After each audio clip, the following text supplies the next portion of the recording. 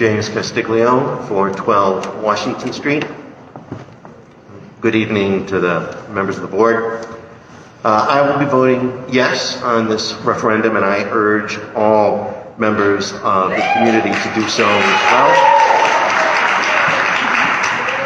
You know, as I mentioned at the December board meeting, this building here was the original high school for the city of Hoboken. In the late 19th century, as public schooling was gaining momentum throughout the United States, the citizens of the city of Hoboken recognized they needed to build a high school, and they built this building.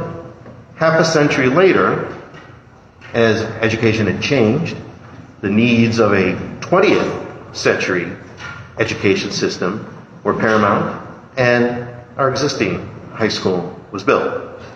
Now we are in the 21st century. It is time that the city invest in a 21st century facility for our children. Certainly it's normal for any public school district to engage in capital projects. We see it all the time in the suburbs. We see the facilities that they have for years attracted citizens of Hoboken to live out there. There's no reason we can't have state-of-the-art facilities here in Hoboken. That being said, I think the biggest mistake that has been made in the public's perception, or some members of the public's perception, is that this is about a high school. Because this is really about a transformational vision for the entire public school district from top to bottom. We have to understand how this project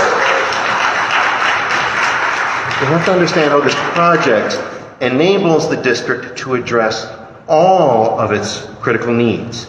As we know, the 3 elementary schools are old and they are at or beyond capacity. More growth is coming. This project results in another elementary school, this building, which will be renovated, completely paid for by the state. Number 2, the middle school is bursting at the seams. Does not have all of the facilities, including the academic facilities, to meet all of the curricular needs of the students. Moving the middle school to the high school takes care of that issue. The district has run out of rooms for pre-K 3 and 4. This project will provide additional rooms for that need. And lastly, of course, the invigorated curriculum and academic offerings of the high school don't have the 21st century facilities that they need. And this project will provide those, as I already mentioned, facilities that are standard for students elsewhere in New Jersey. I want to thank the board in designing this project, rather than cutting out community interests, they actually included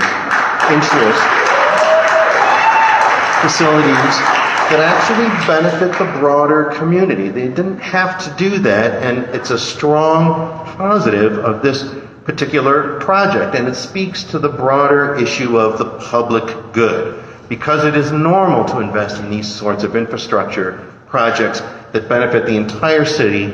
This is a slam dunk project as far as I can tell. Now, it also builds upon the quality of the education that exists in the district. We've heard some statistics. I want to just expand very briefly. We know that the high school offers 23 AP classes.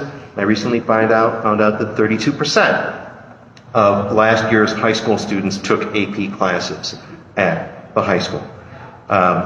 We have a gifted and talented program and a passport to learning program that are the envy of school districts in our area. We've heard about the $17.4 million in academic scholarships of last year's graduating class.